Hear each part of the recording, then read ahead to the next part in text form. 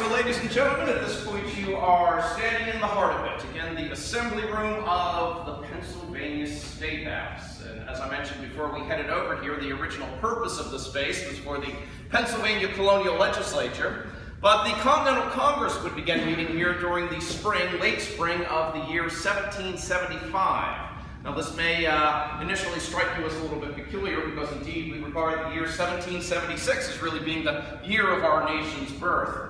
So what exactly would have brought these delegates together during the spring of this year, 1775? Well, if you had asked most Americans at this point what exactly it was they were fighting for, what this struggle with the mother country was all about during this time period, a likely answer that you would have gotten was that they were fighting for their rights as Englishmen, or perhaps as free-born Englishmen. So the whole notion of fighting this conflict for independence was an idea not really so prevalent at the beginning of this conflict, but would become increasingly so as the conflict progressed.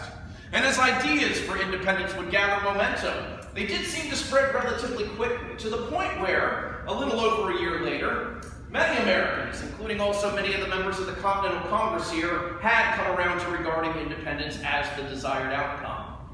And in early June of 1776, sensing the way that the winds were blowing here, it was decided among some of the members of the Continental Congress that it would be a good idea to try to get Americans on the same page, basically for a common understanding of what the struggle was all about. To do this, the decision was made to draft a document, one which could serve as an official statement, one to let the world know the justification for the cause of independence, so that in the event of independence being declared, this official statement would be ready from the get-go. To draft this document, Congress would appoint from amongst the delegates here in this room a committee of 5 individuals. Serving on this committee of 5 would be a young Virginia delegate here, Thomas Jefferson.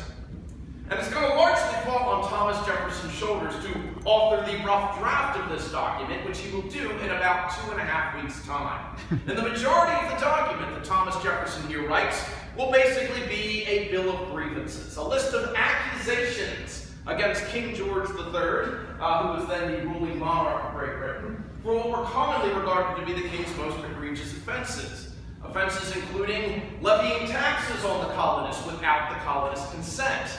Now, probably most of you are familiar with that expression that comes from this era. No taxation without representation. Well, that's what this clause is in reference to. There would also be keeping standing armies here in the colonies during times of peace, cutting off American trade with all parts of the world, depriving colonists of the right to trial by jury. Now, 27 grievances in all are going to make the final cut of this document, but not quite everything is going to make the final cut between the time that Thomas Jefferson here introduces his rough draft and the document itself is eventually approved several days later. So, in other words, a rather lengthy editing process is going to ensue. Amongst the changes made to the document will include the elimination of a rather extensively worded clause in which the British king is condemned for being a profiteer of the Atlantic slave trade. Well, not all the members of Congress seem to feel that this was the time or the place to grapple with this controversial issue. So I guess you might say in so many words, they decide to table it. Basically table it to be dealt with at a later time. Of course, though this later time is not going to end up happening within the lifetimes of anyone who's going to put his name to the Declaration of Independence, or Constitution for that matter. And of course here what we're referring to is the American Civil War.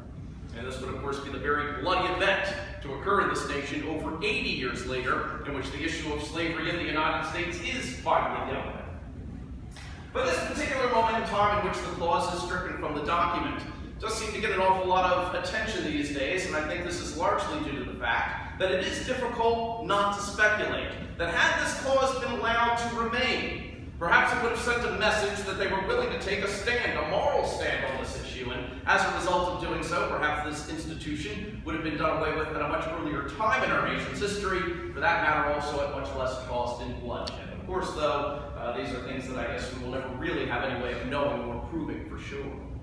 But all this being said, the part of this document that appears to be the best remembered, certainly the most oft-quoted anyway, is a part which does not appear amongst the listing of grievances. Rather, it's the line early on, and I'll wager a guess it's a line you're all very well familiar with, which reads, "We hold these truths to be self-evident that all men are created equal, that they are endowed by their Creator with certain unalienable rights, that among these are life, liberty, and the pursuit of happiness." And I think probably most people would concur that this is the most famous line from the Declaration of Independence. And usually when people quote from the document, they pretty much just confine it to that one part. However, what follows immediately after is a very important point to be made as well. To secure these rights, governments are instituted among men deriving their just powers from the consent of the government. Now, this might actually be the most radical statement being made here in the document. Now, possibly in the 21st century, we've somewhat lost touch with everything that a line like that implies, but you do have to bear one important factor in consideration here, and that is the fact that over 200 years ago, most of the world's governments were monarchies, and this line is considered an assault, was considered an assault, against what was argued to be the arbitrary authority of monarchy. And the point is further emphasized here that it is the governed, of course, the people, that should be the boss. The people should be ultimately responsible for keeping their government in check, as opposed to it being the other way around. Now, on the date July the 2nd, even though Thomas Jefferson had introduced his rough draft here to Congress, it is still yet to receive its final stamp of approval.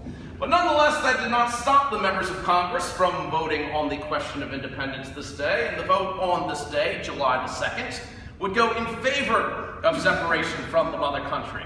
Now, not long after that vote takes place, Massachusetts delegate John Adams here, who is, I guess, probably understandably moved with emotion in the moment, is going to write a letter home to his wife Abigail, which actually comes across as a rather prophetic-sounding letter in which he predicts the day in which this vote took place, July the 2nd, and the resolution for independence carried would go down as the most celebrated day in American history.